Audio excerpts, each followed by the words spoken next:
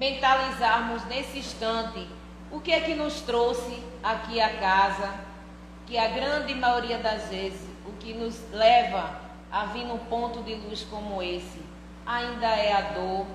Então, se é a dor, vamos nos concentrar não na dor, mas na solução.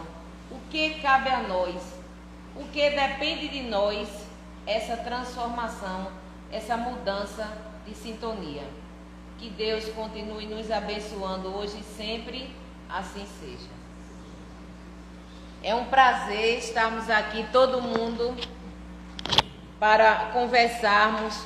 Como a irmã bem falou, meu nome é Rose Cabral, sou trabalhadora do NEAN, Núcleo Espírita Aristide Monteiro. É uma casa que fica em Olinda, é mais um ponto de luz como esse. E nós ficamos muito felizes em dividir, né, o pouco de conhecimento que nós conseguimos angariar estudando, dividir com todos que estão aqui. E sempre algo que a gente diz vai fazer a gente se transformar, vai fazer a gente repensar. É uma semente que cai num campo fértil. Então, essa tarde eu tenho certeza que se nós nos propomos a estar aqui, é porque somos esse campo fértil e a gente vai absorver as sementes que forem jogadas. Esse é o objetivo. Então, o tema que me propôs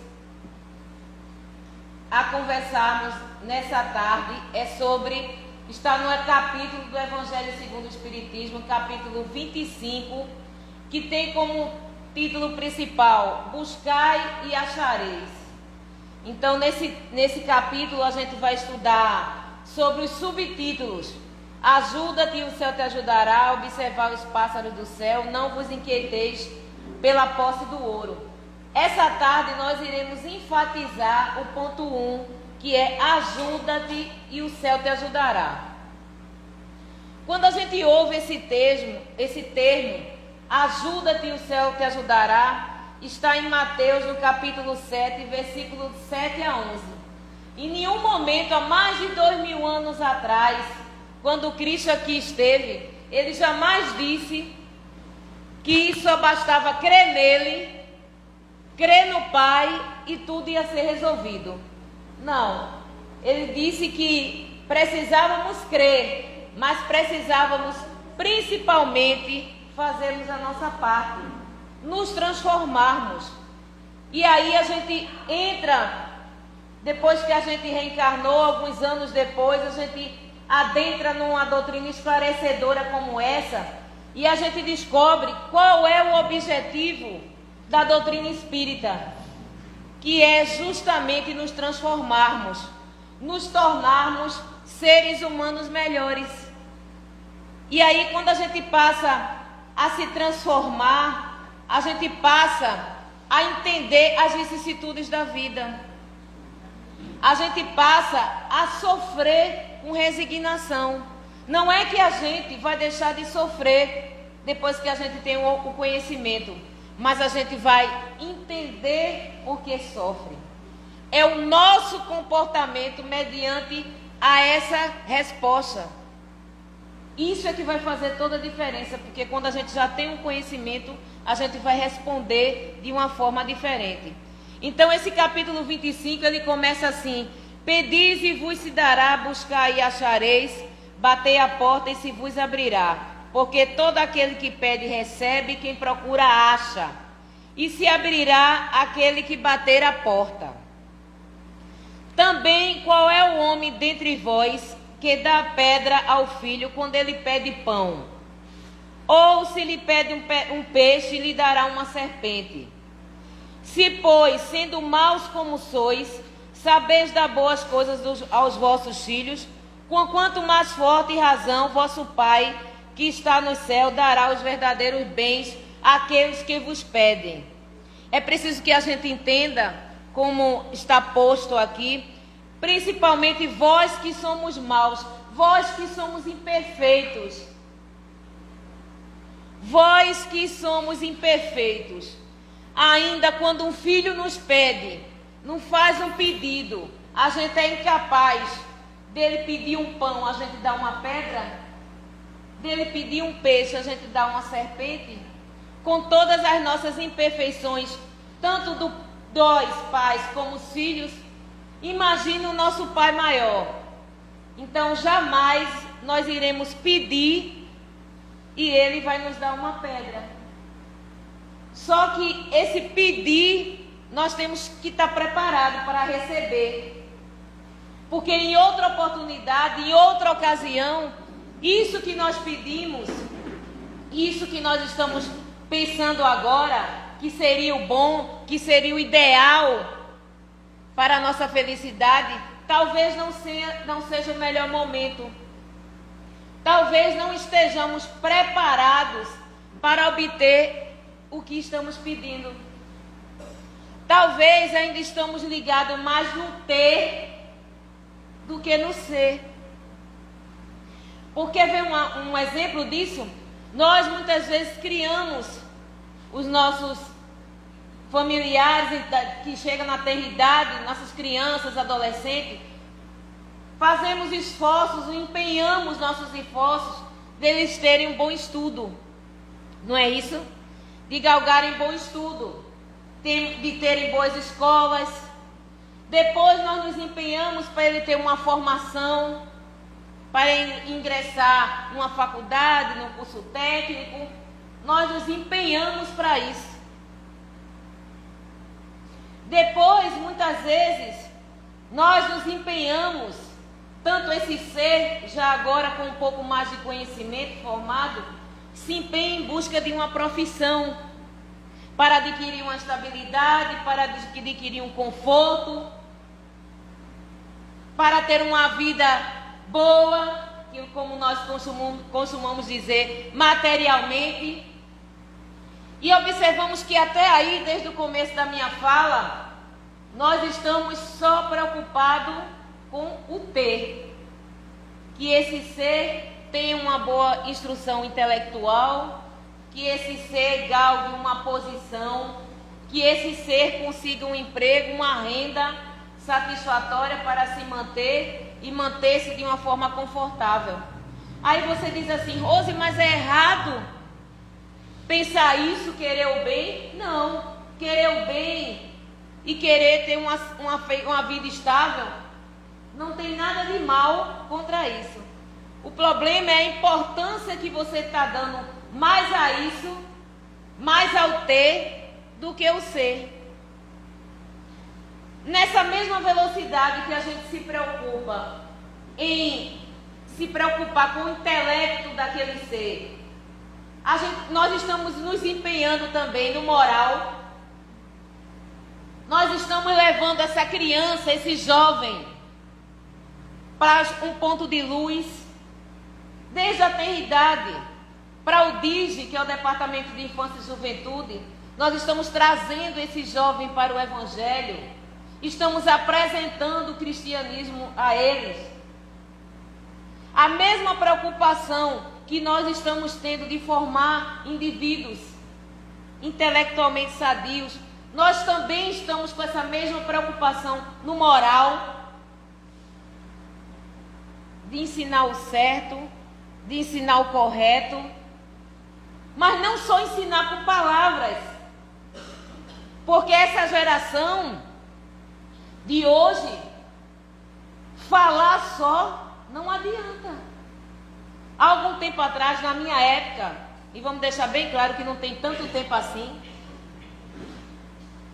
na minha época eu ouvia minha mãe dizer: olhe, minha mãe, meus pais, os vizinhos, os tios, olhe, faça o que eu digo, mas não faça o que eu faço. E a gente crescia com esse temor de prestar atenção no que era dito, e se a gente visse alguma coisa que não estava conforme no que estava sendo dito, mas a gente se preocupava em seguir o que estava sendo dito. Era moral imposta.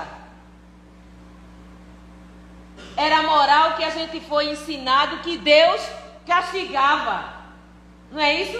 Que desde a eternidade que nos passado, pelo menos me foi passada, que Deus castiga. E a gente, aqui e acolá, estamos algumas vezes ouvindo um comentário: ó, isso aí é castigo de Deus. Está vendo fulano ali, está sofrendo? Olha, é Deus que está castigando. Quando a gente entra na doutrina espírita, a gente começa a entender que Deus não castiga ninguém. Por quê? Porque a gente colhe unicamente aquilo que a gente planta.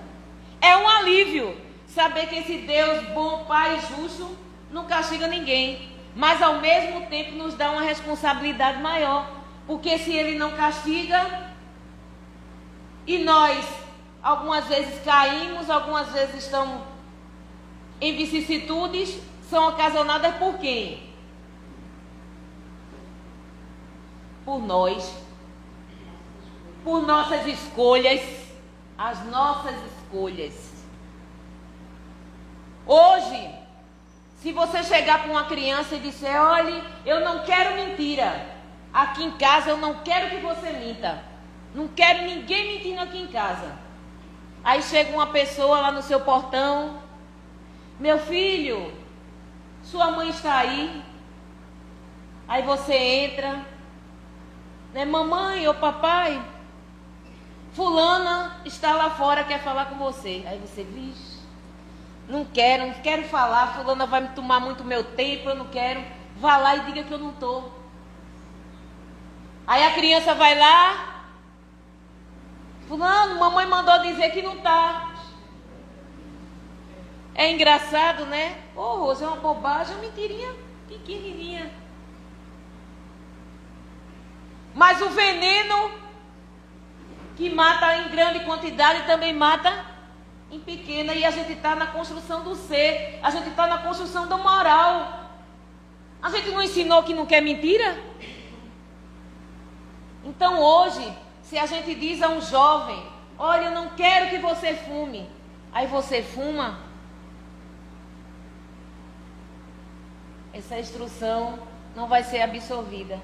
Olha, eu não quero que você beba. Aí você bebe.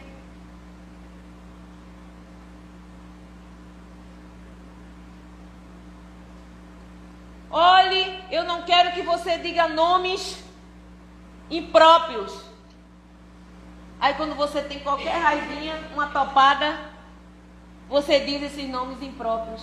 Então está tendo um contrassenso aí. Então esse jovem hoje, ele diz para você. Como é que o senhor ou a senhora diz que não é para fazer e você faz?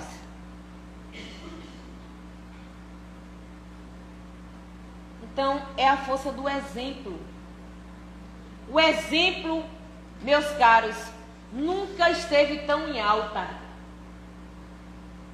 Por isso que o objetivo maior da doutrina espírita é a reforma íntima. Quando a gente entra numa casa, num ponto de luz como esse, é uma das primeiras coisas que a gente ouve.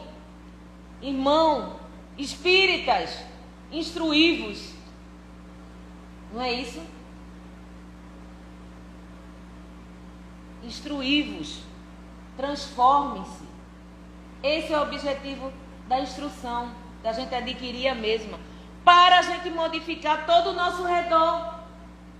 Como é que a gente vai? A gente pede-te, ajuda-te, o céu te ajudará. A gente pede paz a Deus no nosso lar. A gente pede paz, pede harmonia, pede tranquilidade. E Ele vai jogar a paz assim, em cima da casa da gente?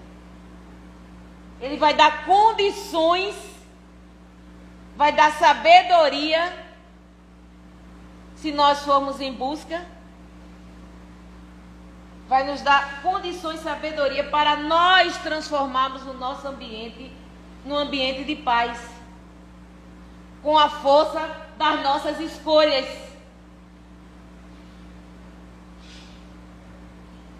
Eu trouxe um texto da Federação Espírita que ele diz assim: à medida que nós avançamos no nosso conhecimento do Evangelho de Jesus, com o auxílio das chaves que a doutrina espírita nos oferece, amplia-se a nossa capacidade de visão diante das circunstâncias da existência e, por consequência, altera-se nossa capacidade de compreensão nas vicissitudes da vida. A gente começa a entender por que a gente sofre. E a gente começa a entender e sofrer resignado, equilibrado. E ele ainda traz um quê maior. Ao reencarnarmos, pedimos ao plano espiritual as provas necessárias ao nosso aprimoramento espiritual.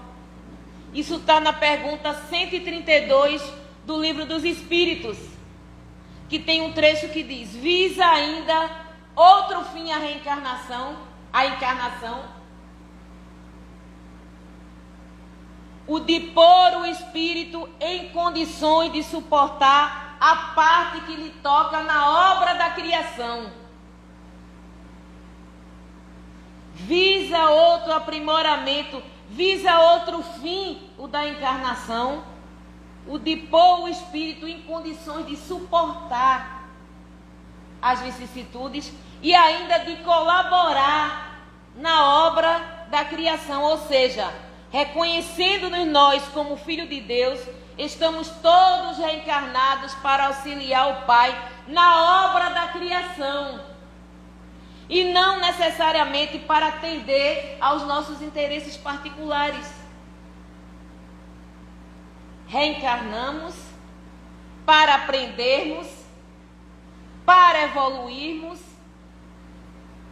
para resgatar algumas falhas, algumas coisas que ficaram por serem esclarecidas, mas reencarnamos principalmente com o objetivo de ajudar o Pai na obra da criação. Por quê? Porque o planeta só evolui se os habitantes da mesma evoluir. Não é lógico? A evolução não dá saltos. O Espiritismo nos fala isso. Então a pergunta é: estamos fazendo a nossa parte? Tivemos a pandemia. Foi uma prova e tanto, hein? Em julho de 2020, Divaldo psicografou um livro, No Rumo do Mundo de Regeneração. Quem ainda não teve a oportunidade de lê-lo, leia, ou baixe na internet, ou pode adquiri-lo.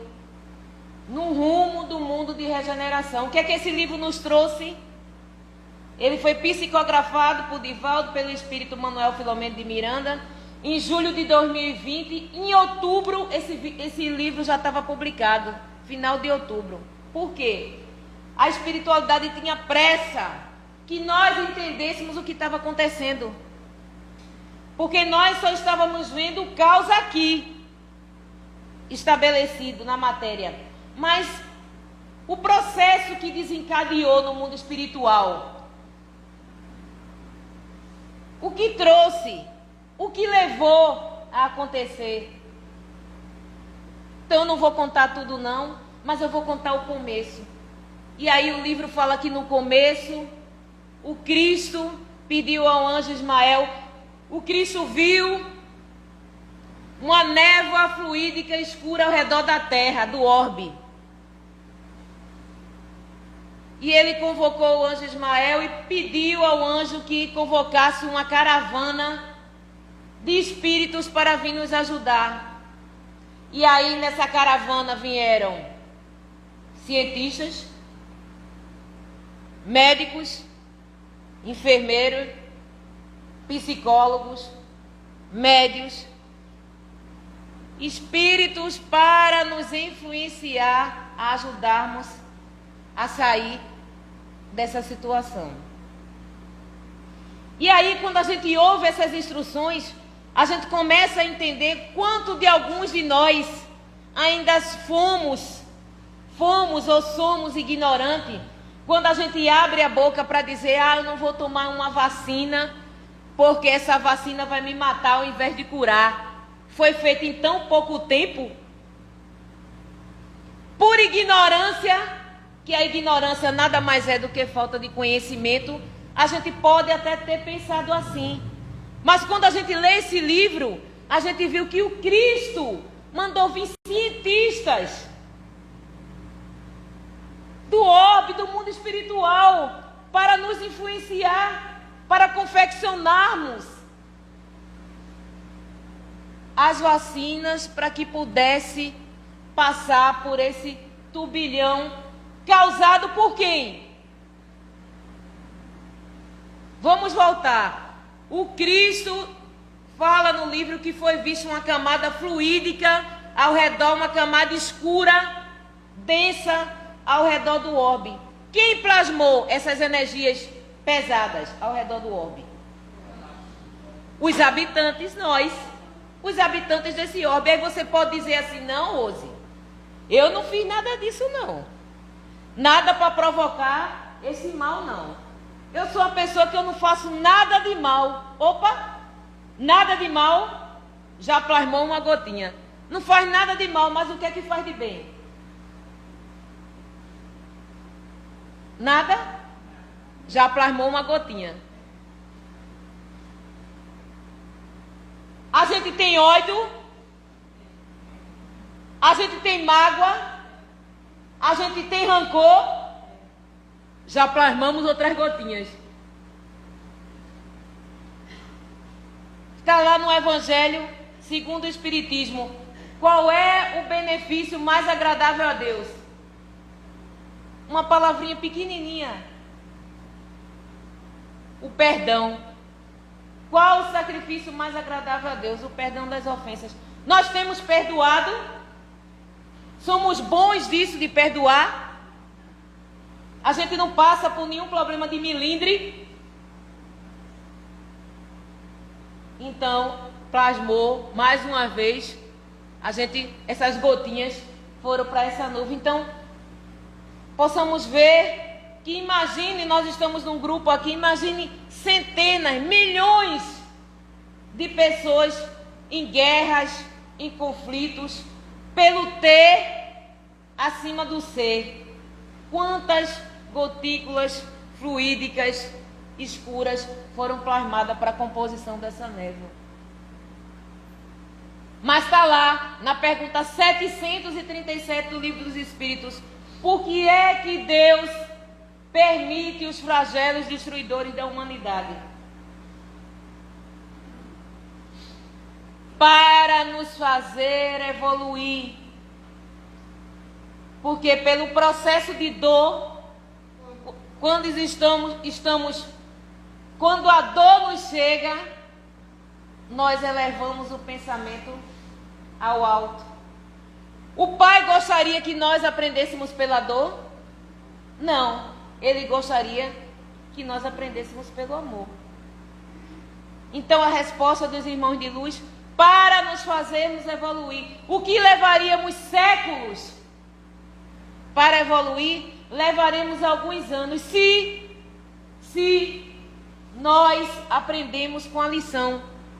Nós aprendemos com a lição da pandemia?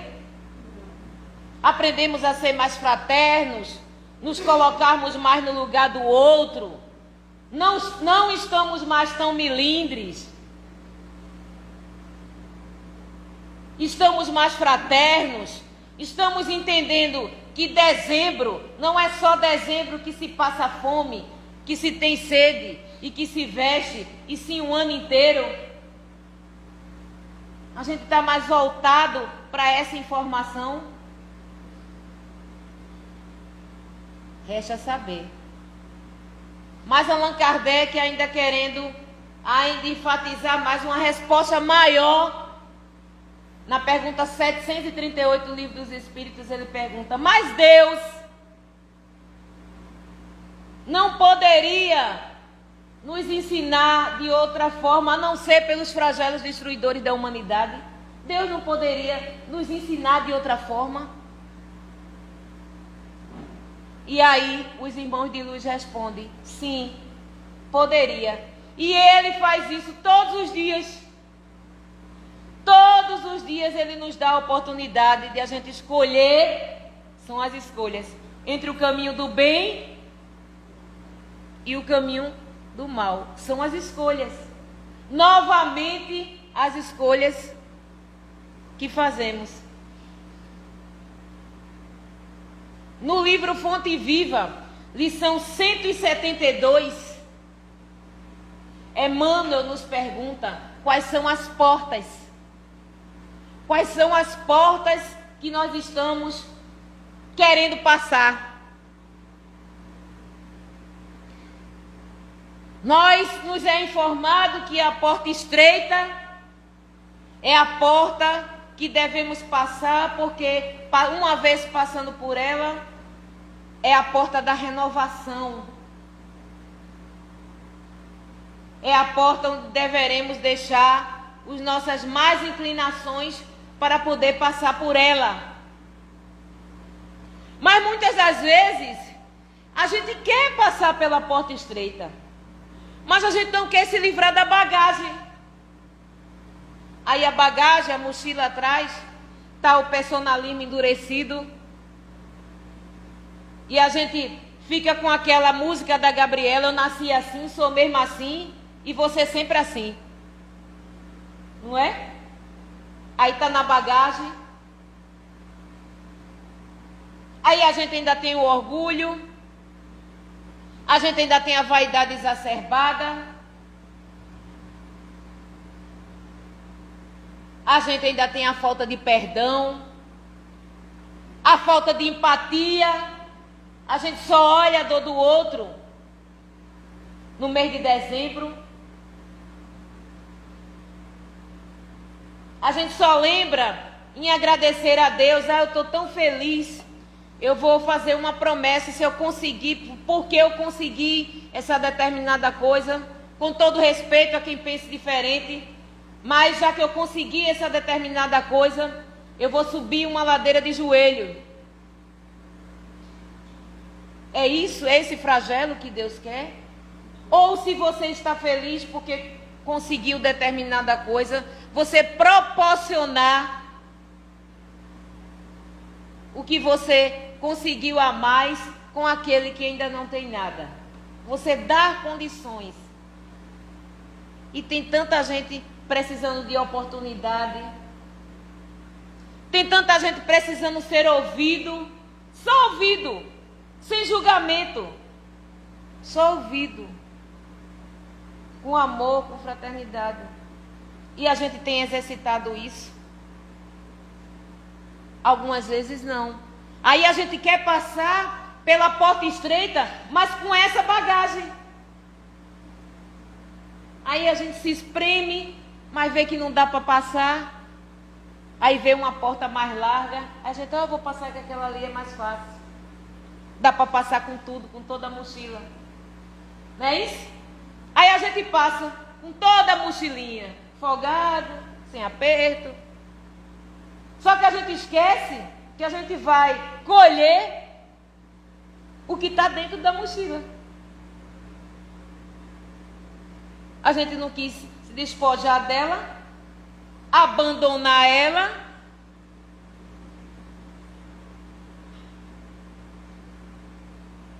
Agora há pouco, antes de vir para cá, eu conversando com uma pessoa querida e ela reclamando das dores no corpo. E ela dizendo, Rosa, eu tenho conversado tanto com Deus. Eu tenho feito tanta prece. Mas eu acho que ele está muito ocupado. Que ele não está me ouvindo. A coisa não está acontecendo. Eu tenho conversado tanto com Jesus. Mas eu acho que ele também está junto de Deus. E aí estão muito ocupados com esse povo da guerra. Ela ainda disse assim. E aí não está me ouvindo também. Eu agora estou pedindo a Maria. Porque Maria como mãe, Jesus jamais vai negar o pedido de mãe. Ou seja, estamos apelando para todos os pedidos, né? Para ficar boa dessa dor. Eu disse, está certo. Agora, o que é que você tem feito para ajudar todos esses espíritos de luz aí? Para lhe ajudar. Para lhe ajudar a lhe ajudar. Como assim? Eu disse, porque você fuma. E fuma compulsoriamente. E o médico já lhe disse que o cigarro, que a nicotina, prejudica o cálcio nos ossos. mas você diz que não deixa, porque ele lhe dá uma sensação boa. Então, são as escolhas. Entende? A gente quer ficar bom, mas a gente não quer soltar a mochila,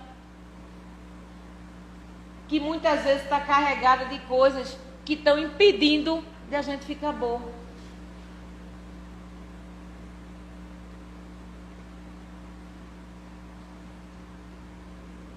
No imperativo, ajuda-te. Está lá em João capítulo 4, versículo 34. No imperativo, ajuda-te. Reconhecemos a necessidade primeira de acionarmos a vontade na busca dos valores íntimos que irão promover nossa libertação espiritual. Quando Cristo define: a minha comida é fazer a vontade daquele que me enviou a realizar a sua obra. Então, quando Cristo disse que ele se alimentava dos objetivos a que aqui o trouxe. Nós, como continuadores do Cristo, que nesse livro Rafael Lavarini, daqui a pouco a gente vai ler uma mensagem, diz que nós somos continuadores do Cristo. Então, se o Cristo veio com esse objetivo de fazer a vontade daquele que enviou, se alimentar desse desejo, e nós não chegaremos ao Pai maior sem passar para o nosso irmão maior.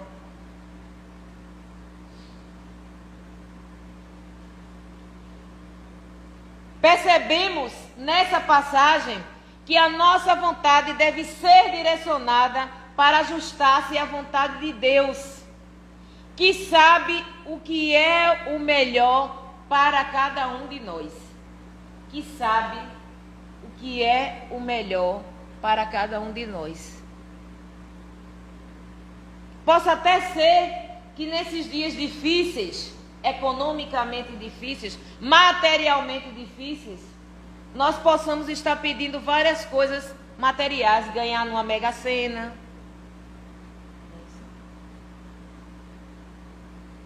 obtermos algum uso material que nos vá tirar do sufoco material. Mas se lembrarmos no começo da nossa fala, onde foi dito que nosso processo reencarnatório muitas das vezes está com a nossa presença. Então nós temos e viemos nas condições que nós precisávamos para evoluir. Não implica de a gente querer ter um pouco mais, é a lei do trabalho e do progresso. Mas se a gente tiver com esse objetivo de ter um pouco mais, para ajudar, para distribuir,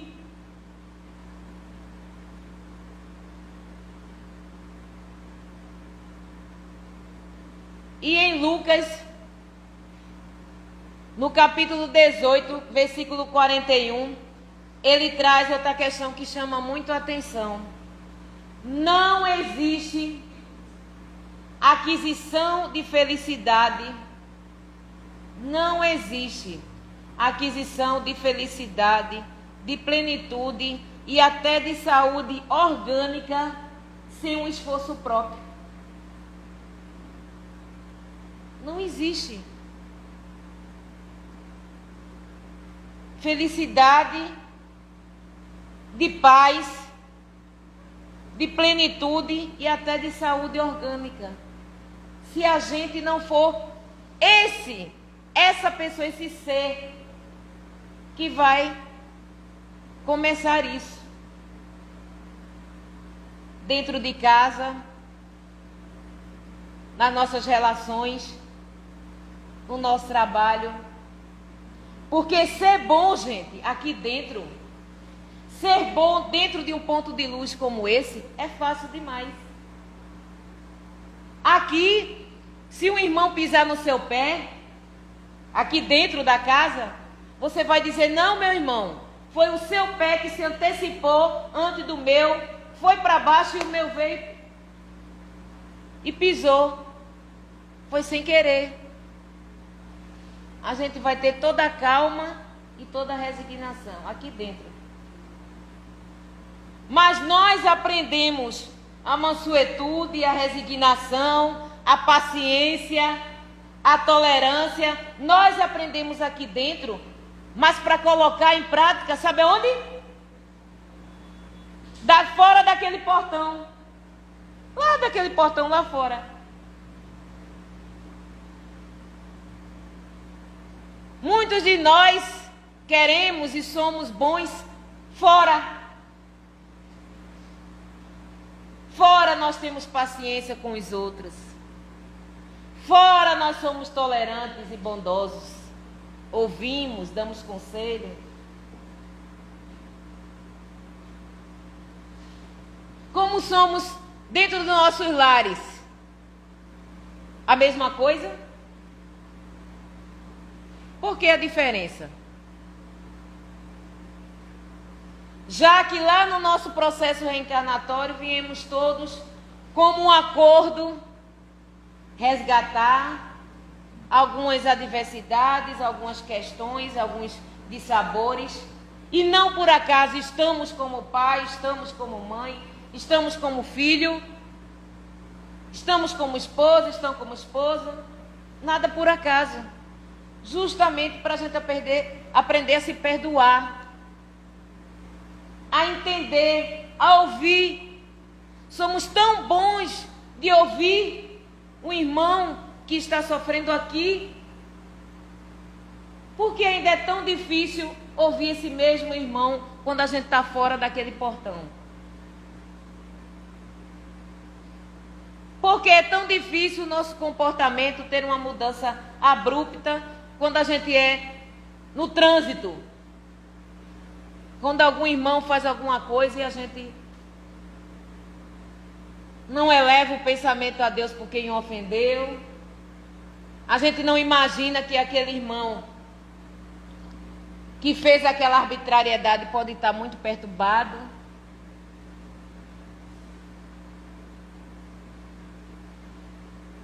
E a doutrina nos dá muita oportunidade de a gente servir. Nos dá muita oportunidade de a gente aprender pelo trabalho. O trabalho no bem, o trabalho edificante.